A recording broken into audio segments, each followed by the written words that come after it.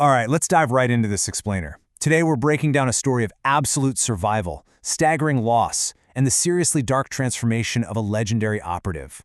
We're going to explore how ordinary people get pushed to their absolute breaking points, and how those limits end up forging them into something entirely new. And frankly, something terrifying. So, we're starting right in the middle of the chaos. The German forces are just tearing through Stalingrad, and the war becomes devastatingly personal. In a final defiant act to buy his family time, Polina's father, Papa, makes the ultimate sacrifice.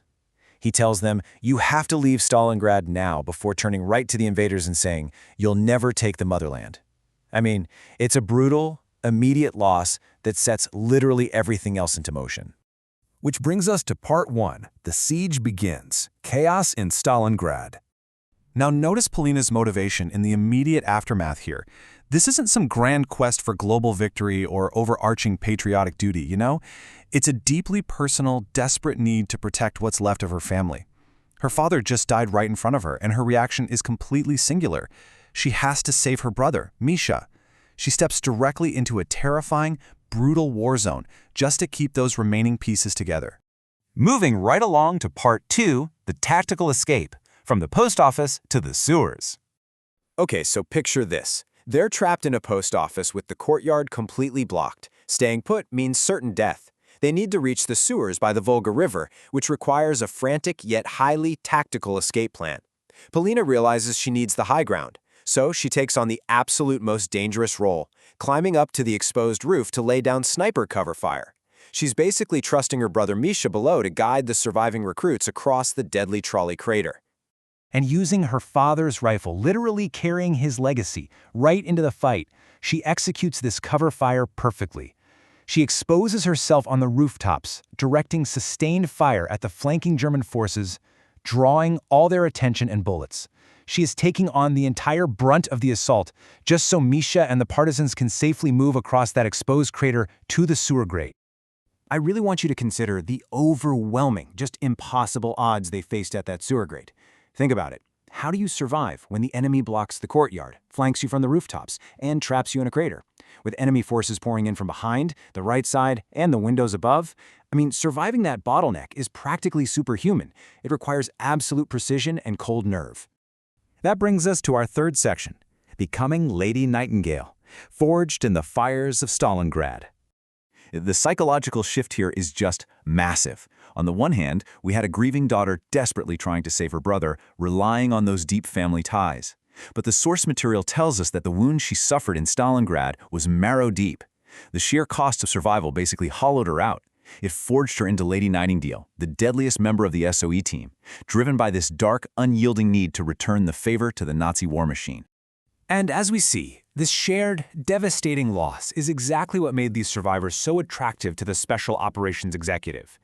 The SOE wasn't looking for ordinary, well-adjusted soldiers. No, they were hunting for people who had something vital burned away. People whose lives had been touched by the Nazi war machine, and who literally had nothing left to lose. Because, well, people with nothing to lose are uniquely, terrifyingly dangerous. Section 4. Captured by the enemy. Psychological warfare.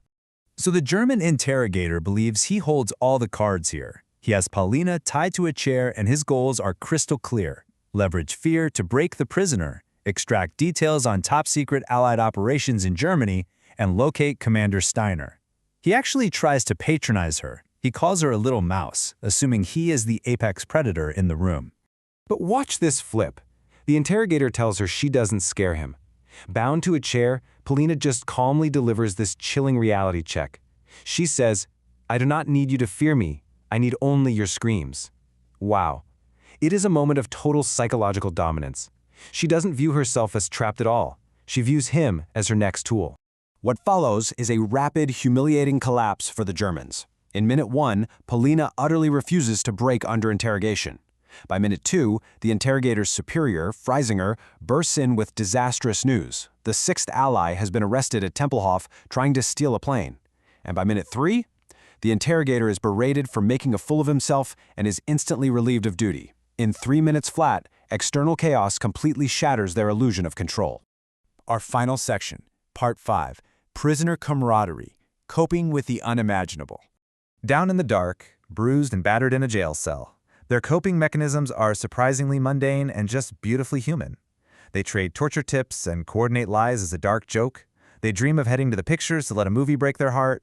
Lucas wants to eat lamington cakes for a solid week. Or they just imagine drinking pints poured by Sweetbird Barbara at the local pub until the war is forgotten. It's how the squad clings to the fantasy of a normal future just to survive their horrific present.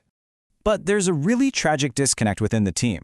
While the rest of the squad is fighting so they can one day forget this war and go back to those cakes and pints, Polina simply cannot participate in these comforting fantasies. She tells them directly that everyone she loves is dead. She's unable to forget or move on, experiencing this total, chilling detachment from humanity.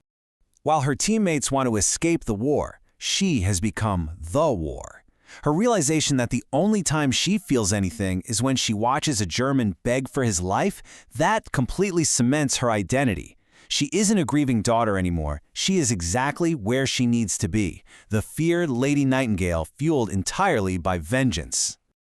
So, I'm going to leave you with this to ponder. If the fires of Stalingrad burned away the person Polina used to be, when survival costs you your humanity, did you really survive at all? Sometimes becoming the ultimate weapon requires losing everything else. Thank you so much for joining me for this explainer, and keep questioning what you see.